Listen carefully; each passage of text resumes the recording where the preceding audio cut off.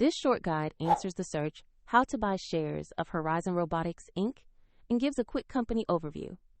Horizon Robotics is an AI and autonomous driving technology firm listed on HKEX under the ticker 9660. HK. This is educational information, not financial advice.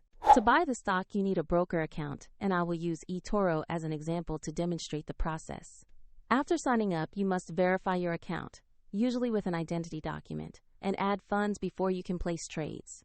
Use the platform search box and enter the ticker 9660 HK to find Horizon Robotics. Select the correct listing from the results to ensure you have located the right stock.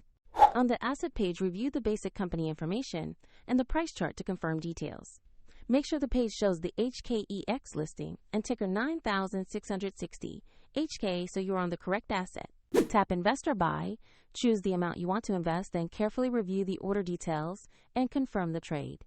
If the market is closed, your order may be queued or executed as specified by the platform, and if you have insufficient funds, the platform will prompt you to add money before confirming. After execution, your position will appear in your portfolio where you can monitor it. A link to eToro is available in the description if you want to visit the platform.